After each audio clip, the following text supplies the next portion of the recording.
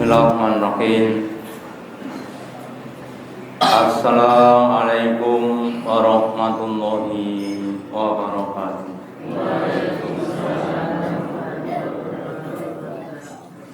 Alhamdulillahilladzi at'amana bi nikmatil imani wal islam.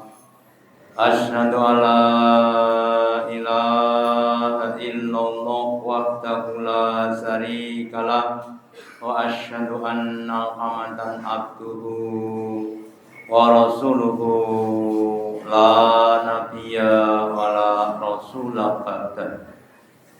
Allahumma sholli ala Muhammad wa ala ali Muhammad kama sholaita ala ali Ibrahim innaka Hamidum Majid wa barik ala Muhammad wa ala ali Muhammad kama barakta ala ali Ibrahim innaka Hamidum Majid. Qala Allahu ta'ala fi kitabihil karim. A'udzu billahi minasy syaithanir rajim. Ya ayyuhalladzina amanu ittaqullaha haqqa tuqatih wa la tamutunna illa wa antum muslimun. Bapak Ibu hadirin yang dirahmati Allah Ta'ala, yang pertama dan utama, marilah kita selalu meningkatkan kesyukuran kita, keimanan dan ketakwaan kita kepada Allah Ta'ala dengan menjalankan perintah-perintahnya dan menjauhi larangan-larangannya. Bapak Ibu hadirin yang dirahmati Allah Ta'ala, sejak awal sebelum Allah turunkan Adam ke dunia, maka iblis setan sudah berjanji berazam kepada Allah bahwa dia akan menyesatkan anak Adam dari jalan yang benar supaya bersama iblis masuk ke dalam neraka. Salah satu yang digunakan iblis untuk menggoda manusia adalah manusia itu dilupakan dengan akhirat. Mereka disibukkan untuk memikir-mikirkan perkara-perkara dunia. Maka di dalam surat Rum, surat yang ke-30, ayat yang ke-7, Allah berfirman, ya'lamuna dhahira minal hayatid dunya. Sebagian besar manusia itu mengetahui, ahli, memahami yang tampak-tampak, yang terlihat minal hayatid dunya, dari urusan kehidupan dunia, cara mereka mencari makan, cara mereka membangun bangunan, cara mereka untuk merawat hewan dan lain sebagainya. Wa hum anil akhirati hum ghafilun, sedangkan mereka terhadap kenikmatan kehidupan akhirat mereka sama melupakan. Mereka tidak mempersiapkan diri dengan amal-amal yang dengan tadi bisa masuk ke dalam surga. Bapak Ibu hadirin yang dirahmati Allah, termasuk kita mungkin kalau kita bagi tentang waktu-waktu kita, semua di antara kita diberi Allah 24 jam sehari semalam. Siapapun orangnya, waktunya sama. Nah sekarang pertanyaannya, di antara 24 jam itu kira-kira yang kita gunakan untuk urusan dunia berapa, untuk urusan akhirat berapa. Masing-masing kita, bahkan sebagian besar orang mungkin akan banyak menggunakan waktu-waktunya untuk urusan dunia, dan hanya sedikit yang digunakan untuk urusan akhirat. Maka kemudian pentingnya kita mempersiapkan diri atau mengelola dunia itu untuk tujuan akhirat. Yang mungkin selama ini kita hanya memikirkan bahwa yang namanya ibadah itu cuma ibadah makhluk, cuma sholat, puasa, zikir, baca Quran dan lain sebagainya. Mungkin kita belum menyadari bahwa yang namanya muamalah kehidupan itu bisa bernilai ibadah. Makan minum kita, tidur kita, ke belakang kita, bekerja kita, berumah tangga kita, bertetangga kita itu bisa menjadi ibadah-ibadah.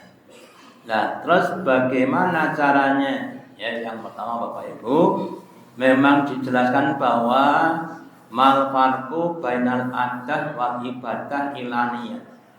Tidak ada yang membedakan antara kebiasaan dengan ibadah kecuali niat. Kita sudah biasa makan minum tiap hari bahkan 3 atau 4 atau 5 kali, mandi ke belakang dan sebagainya. Kalau itu kita lakukan hanya niatnya kebiasaan sebagai manusia, ya maka itu bernilai adat, bernilai kebiasaan, enggak bernilai ibadah.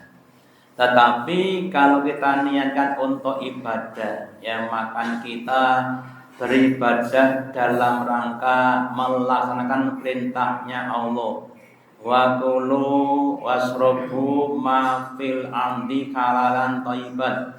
Kita diperintah oleh Allah ternyata untuk apa? Untuk makan. Makan yang bagaimana? Makan yang halal dan makan yang thayyib. Maka makan kita akan bernilai ibadah.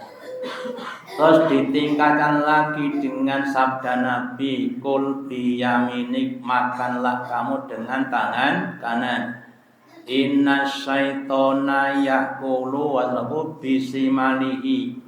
Sesungguhnya setan itu makan dan minum pakai tangan kiri. Terus kita berhati-hati, bermula zaman melazimi makan pakai tangan kanan, tidak pakai tangan kiri. Mau makan kita ucapkan basmalah, bismillahirrahmanirrahim. Habis makan kita ucapkan hamdalah, alhamdulillah dan sebagainya. Maka makan kita jadi ibadah. Tidur juga begitu. Kita mau tidur berdoa dulu, berzikir dulu dan sebagainya. Ya makanya kemudian godaan-godaan setan yang melupakan kita dari perintah, dari urusan akhirat itu hendaklah kita tanggulangi dengan cara kita harus tetap memikirkan kehidupan akhirat. Dengan cara kita menggunakan dunia kita untuk mencapai akhirat, bukan dunia untuk dunia. Kemudian kita ingatkan bahwa memang tugas utama di dunia itu bukan untuk mencari harta, bukan untuk mencari nama, bukan untuk mencari kesenangan di dunia, tapi tujuan utama kita hidup di dunia adalah beribadah kepada Allah Ta'ala. Maka Allah berfirman di dalam surat An-Dariyat, surat yang ke-51 ayat yang ke-56. Wa ma khalaqul jinna wal insa illa liya'budun. Dan tidaklah kami Allah itu menciptakan jin dan manusia kecuali untuk beribadah kepadaku, kepada Allah. Sehingga semua aktivitas kita 24 jam sehari semalam, baik itu yang berhubungan dengan muamalah atau ibadah makhluk, harus bernilai ibadah. Termasuk kita bertetangga juga bernilai ibadah.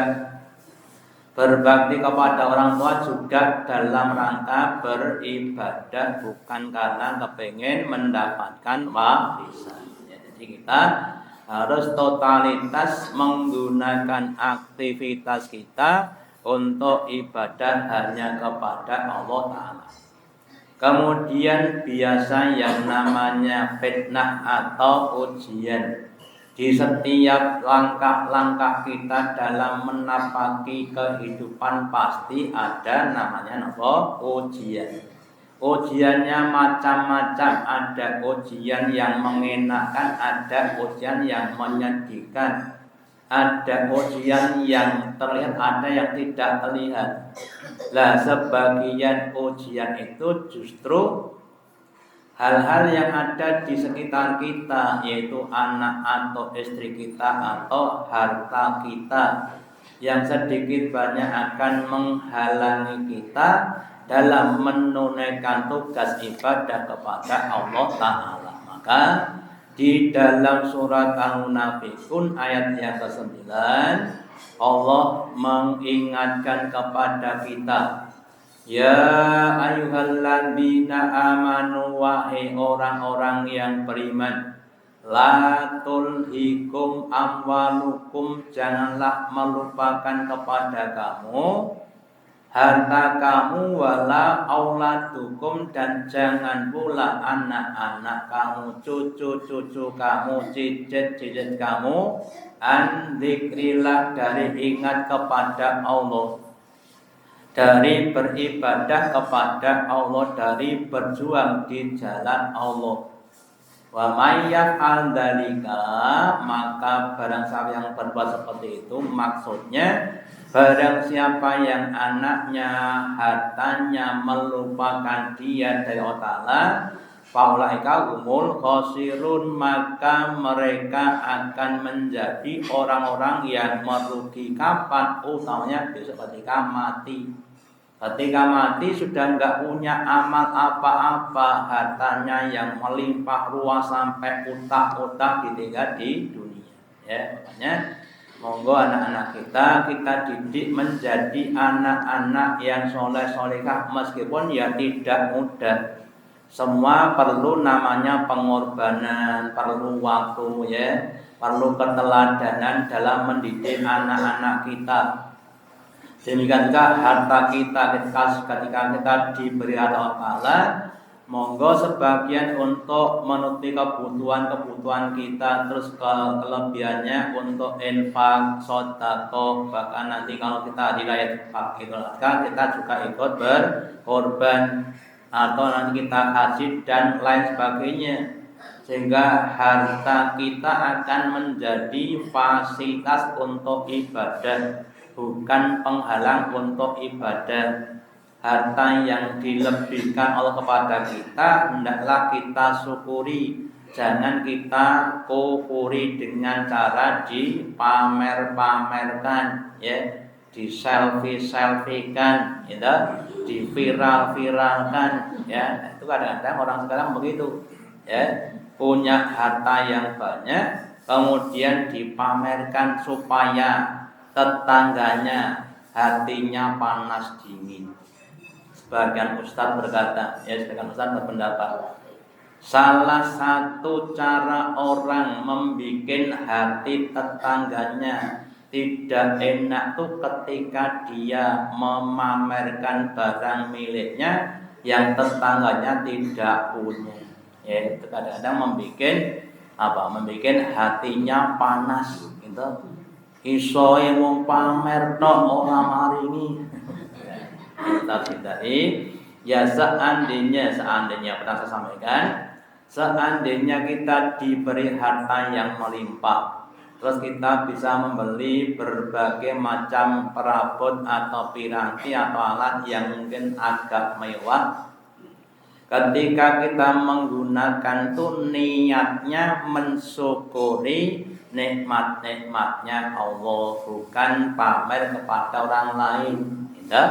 Orang yang mungkin hartanya sudah di atas 1 triliun kan, ya, kalau naik mobil masuk mobil kol diesel ya enggak, ya mungkin ya Alphard atau yang lainnya, tapi niatnya adalah bukan untuk pamer, tapi untuk mensyukuri nikmat-nikmatnya Allah, ya. Kita kalau saja dilimpahkan, lah yang tidak dilimpahkan ya alhamdulillah, besok enteng tanggung saja di hadapan Allah Ta'ala. Jadi kita Jangan sampai terfitnah oleh harta dan anak kita. Kemudian di dalam sebuah hadis yang agak panjang, Nabi bersabda, fitnatur rajuli fi ahlihi. Fitnahnya seseorang itu yang pertama pada ahlinya, pada keluarganya, ya. Wa malihi, dan juga hartanya. Ketika masih miskin, terfitnah untuk mencari uang, mencari penghidupan sampai lupa untuk ibadah. Ketika sudah dilimpahkan, justru dia tentrem dengan hartanya, juga lari ibadah, ya. Wajarihi, dan juga dengan tetangganya juga dapat jadi fitnah. Tukafiruha as-sholatu wasyamu wasodaqatu. Dengan adanya fitnah-fitnah tadi, entah itu dari keluarganya, hartanya, dan tetangganya, maka akan timbul berbagai macam dosa dan dosa. Lah dosa-dosa itu akan dapat dihapus dengan amalan sholat kita, puasa kita, dan sedekah atau amal-amal yang lainnya. Makanya kalau kita itu mempunyai banyak fitnah, ya, seharusnya kita banyak beramal. Supaya apa? Supaya dapat untuk fitnah-fitnah tadi. Kalau kita sudah banyak terfitnah, banyak dosanya, puasanya, sholatnya cuma sedikit, ya besok ketika dihisab di hadapan Allah, kebaikan kita akan lebih kecil atau dosanya lebih banyak. Wa amma man khafat mawazin fa umwawiyah. Kalau dihisab banyak dosanya, maka tempat kembalinya besok di neraka hawiyah. Monggo kita semuanya, mumpung masih ada kesempatan, harus banyak-banyak beramal dengan ikhlas. Kemudian di hadis berikutnya ditanyakan bahwa tentang masalah fitnah itu nanti akan datang bergelombang. Semakin mendekati kiamat itu, kalau kita ibarat namanya gelombang, tidak cuma semakin kecil tapi semakin besar. Alunnya itu semakin besar kalau kita ibarat sebagai laut. Nah, kemudian banyak orang yang akan hancur kena gelombang-gelombang fitnah. Contoh bab masalah zina, ya. Kalau zaman dulu yang namanya zina ya selingkuh dengan istri tetangga. Zaman sekarang komplit, Pak, mulai dari istri tetangga atau yang lainnya, ya, atau bahkan maaf saja dengan lawan, dengan sesama jenis, atau bahkan dengan binatang macam-macam, ya. Yang namanya judi juga begitu. Kalau zaman dulu ya pakai kartu, pakai dadu. Sekarang ya kartu, ya dadu. Bahkan mobil yang lewat pun dijadikan undian. Jadi macam-macam lagi. Dan jumlahnya juga semakin banyak, ya. Pesertanya juga semakin banyak. Makanya kita semuanya yang hidup di akhir-akhir zaman ini harus banyak-banyak berdoa kepada Allah dari ganasnya fitnah-fitnah akhir zaman. Jangan sampai nanti termasuk orang-orang yang terfitnah, ya. Dikasih harta yang banyak, justru seringkali untuk melupakan dari Allah. Tidak sempat ngaji, tidak sempat sholat berjamaah. Kenapa? Sibuk untuk shopping, sibuk untuk ngurus hartanya dan lain sebagainya, ya. Terus kemudian perintah untuk menyempurnakan ibadah.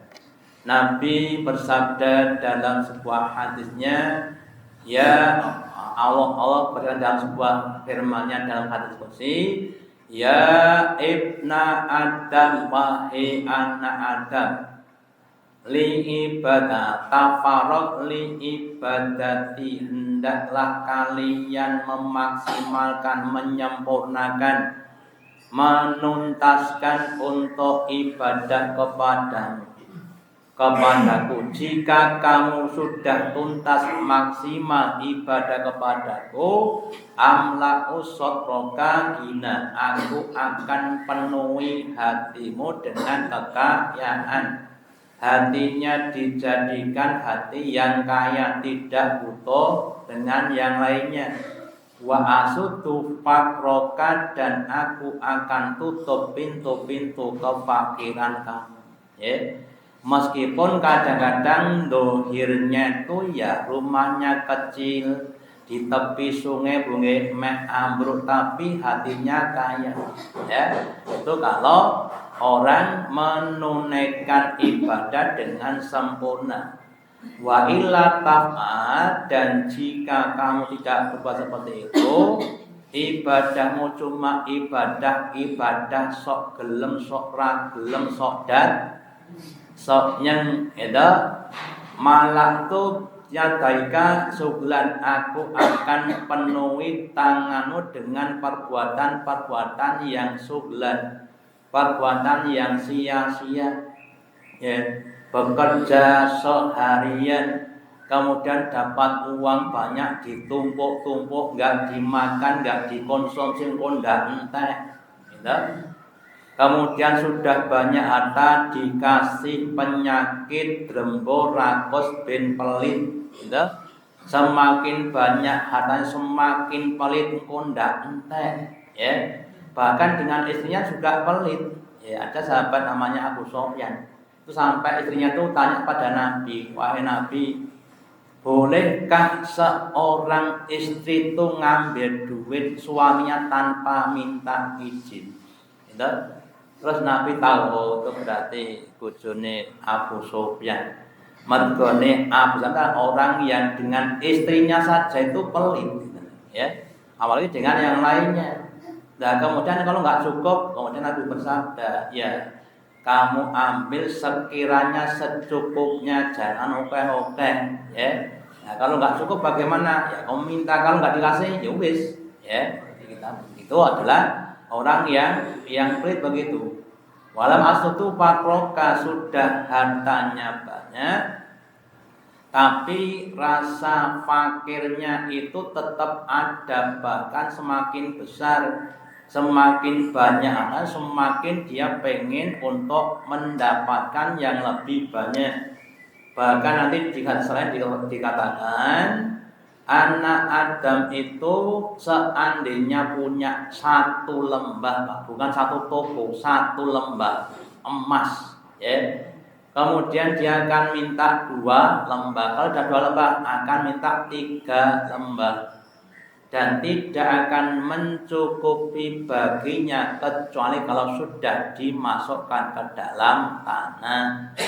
Kalau sudah mati baru cukup, kalau belum mati belum cukup. Itu adalah orang-orang yang maaf saja hatinya tidak dicukupkan oleh Allah. Makanya kita semua Bapak Ibu, masalah harta itu kalau bisa ya secukupnya saja, tidak berlebih-lebihan. Kenapa? Karena tanggung jawabnya berat.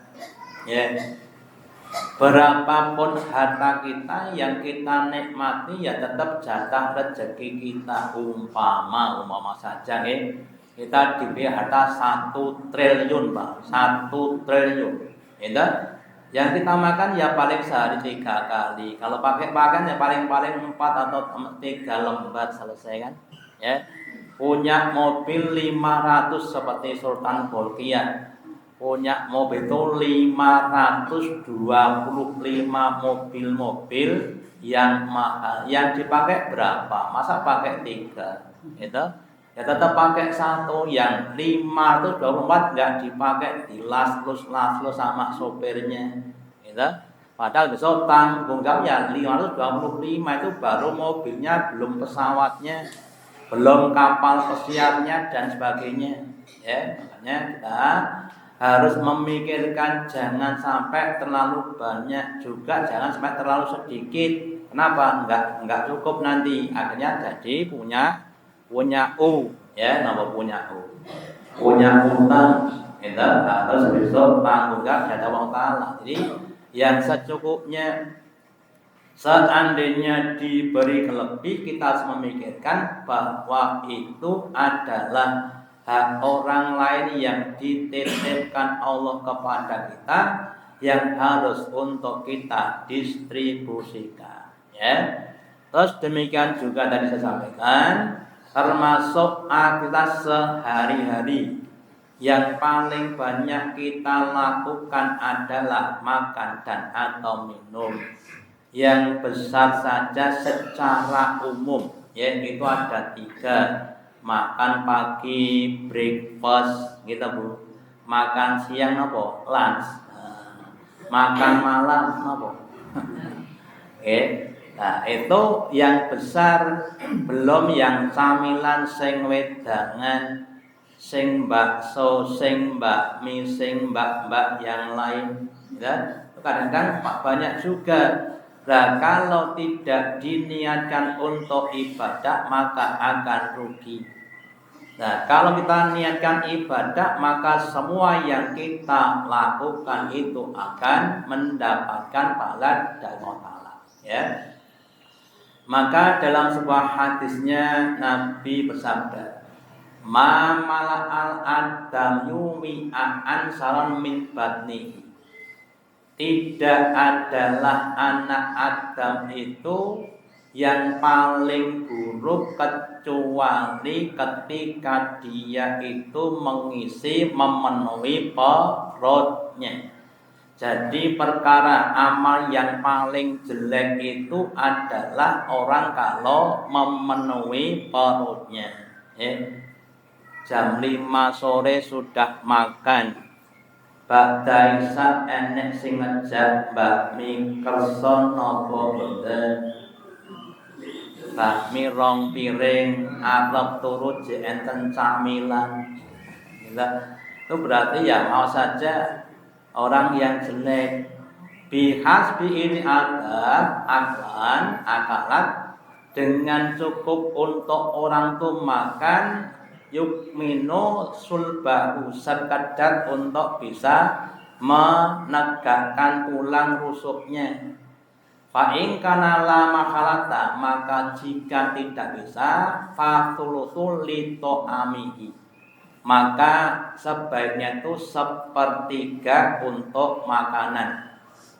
Walaupun min ali sarabi, dan 1/3 untuk minuman. Atau linasi dan untuk udara. Jadi itu yang paling maksimal itu makan itu 1/3 perut, minumnya 1/3 perut, ya. Udaranya juga 1/3 perut, sehingga ada metabolisme yang berproses dengan baik. Lah kalau sudah glegeken kok ditandu, namanya kelas nopo ngoten niku. Jadi kita berusaha Bapak Ibu, utamanya yang sudah sepuh, ya, yang sudah misalnya kepala 4, kepala 5, ya, harus mengurangi makanan utamanya karbohidrat. Seperti saya juga begitu, dikurangi karbonya, ditambah sayurnya dan sebagainya. Jangan sampai nanti maaf saja semakin lama semakin badannya bedah, gitu, atau semakin berkembang nanti akan menyusahkan. Ya, jadi kita semuanya berusaha untuk bagaimana makan itu bisa bernilai ibadah. Jangan hanya makan-makan biasa yang kadang-kadang hanya untuk tujuan dunia. Ya, terus satu sedikit lagi. Kemudian juga berpakaian, apa sih tujuan pakaian? Lah kalau kita orang teman, ya tujuan berpakaian juga ibadah, bukan untuk pamer, ya. Maka dalam surat Al-A'raf, surat yang ke-7 ayat yang ke-31, Allah berfirman, "Ya bani Adam, wahai bani Adam, wahai anak Adam, khudhu zinatakum, ambillah, gunakanlah zinamu, bimakna pakaianmu, inda kulli masjidin, ketika kalian akan datang ke masjid." Jadi untuk bapak-bapak termasuk saya, kalau bisa ke masjid itu menggunakan pakaian yang paling baik yang dimiliki. nggak usah beli baru ya kalau nggak punya uang ya. Secukupnya tapi yang paling baik ya. Wa kulu wasrobu wala tusrifu, kamu makan kamu tapi jangan berlebih-lebihan. Kalau sudah blegekan ya berhenti meskipun enak dan gratis ya. Inna ulafibul muslimin, sesungguhnya Allah itu tidak suka dengan orang-orang yang melampaui batas. Jadi makan, minum, berpakaian secukupnya, tujuannya untuk ibadah, tujuannya untuk menunaikan perintah Allah, sehingga diharapkan kita semua itu semua aktivitas kita bisa bernilai ibadah, sehingga bisa mengumpulkan mendulang pahala sebanyak-banyaknya. Dan semoga kita ketika di hari hisab pahala kita jauh lebih banyak dibanding dengan dosa kita, sehingga kita akan masuk surga di surga yang paling tinggi. Amin. Demikian yang dapat saya sampaikan, semoga ada manfaatnya.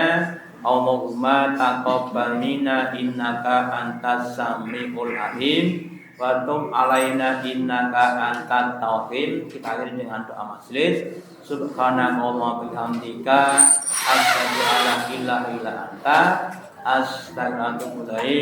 Wassalamualaikum warahmatullahi wabarakatuh.